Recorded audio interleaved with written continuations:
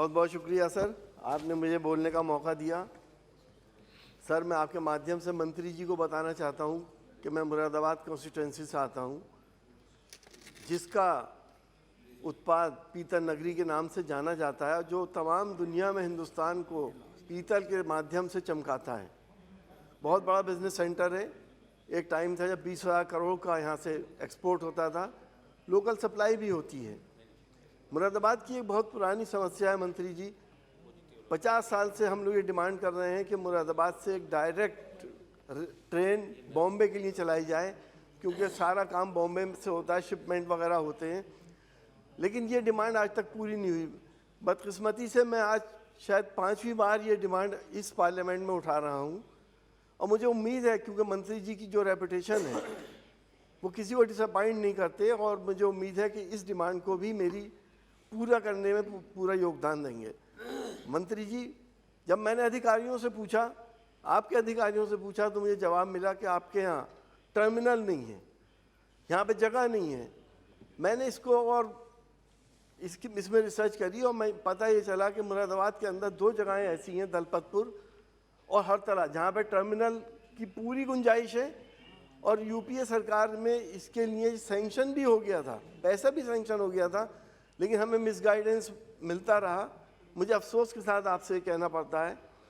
अब अगर मैं आपसे टर्मिनल के बारे में जगहों को बता रहा हूँ, तो मुझे यकीन है कि बहुत से अधिकारी आपसे ये कह देंगे कि कंजेशन बहुत है, वहाँ ट्रेन नहीं चल सकती, लेकिन अल्टरनेट रूट्स भी हैं।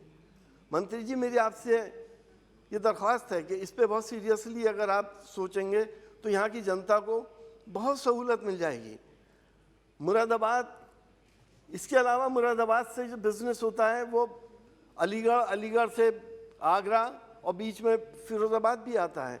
ये सब बिज़नेस सेंटर हैं, एक्सपोर्ट्स के सेंटर हैं। एक ट्रेन की डिमांड मुरादाबाद से आगरा के लिए है।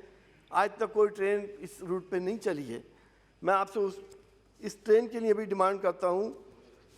मंत्री जी, मुरादाबाद में बढ़ापुर, मेरी कॉन्स्टिट्यूंसी में बढ़ापुर और अफजलगढ़ बहुत बड़े बड़े इलाके हैं, मिनी शहर हैं।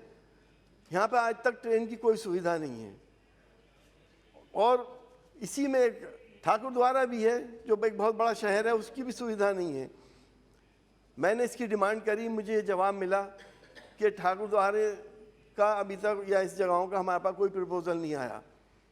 जब मैंने इसको और देखा तो पता ही चला कि आपकी पिछली सरकार में 2015 में ठाकुरद्वारे के लिए सैंक्शन हो गया था, लेकिन न जाने क्यों वो काम क्यों नहीं हुआ, और जवाब ऐसे क्यों दिए जाते हैं सांसद को कि उसका सर पैर ही नहीं होता। तो ये तो मैं आपको बता रहा हूँ, जब ये काम हो सकता था, हो जाता, तो कितनी सुविधा लोगों को मिल जाती। इसके अलावा मंत्री जी, मुरादाबाद से कांठ एक ऐसी जगह है जहाँ पे सर्जिकल बैंडेज और कॉटन की सप्लाई होती है थ्रू आउट इंडिया, और कांठ से लोग बहुत बहुत दूर ये सर्जिकल बैंडेज और कॉटन भेजते हैं। एक ट्रेन चलती है, आज भी चलती है, सियालदा जम्मू तवी एक्सप्रेस, जो कांठ में रुका करती थी, उसका वहाँ पे हाल्ट को रोक दिया गया है। कांठ के लोग जम्मू तवी तक जाते हैं और अपना सामान लेके जाते हैं। आज वो सुविधा वहाँ पे अवेलेबल नहीं है। मैं मंत्री जी एक चीज़ और आपके संज्ञान में डालना चाहता हूँ कि हमारे यहाँ जो अंडरपास बने हैं उन पे शेड भी लगे हैं, लेकिन पिछले दिनों बारिश हुई, उसमें पानी भर गया, और बहुत सी गाड़ियाँ, हमारे दोस्तों की भी ऐसी गाड़ियाँ हुई जो अंदर गए और सीज हो गई।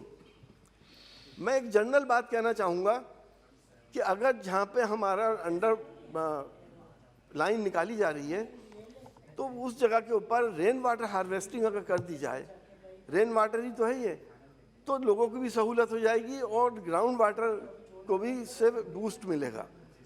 तो इस पर अगर आप सीरियसली सोचें तो हम इससे बहुत बड़ा आप लोगों को सुविधा भी देंगे और ग्राउंड वाटर को भी बूस्ट कर देंगे। मंत्री जी, अभी तक मरीजों के लिए, डिसेबल्ड लोगों के लिए, सीनियर सिटीजन्स के लिए जिस तरह से आप सहूलत देते थे, उस सहूलत को दोबारा बहाल कर दिए। आपकी बड़ी मेहरबानी होगी। सर, मैं एक और, क्योंकि मैं एक्सपोर्ट शहर से आता हूँ, यहाँ पे एक्सपोर्ट होता है, बड़ी समस्या आई पिछले दिनों में कि हमारे पास कंटेनर ख़त्म हो गए। चाइना में फंस गए सारे कंटेनर, लोगों के ऑर्डर डिले हो गए।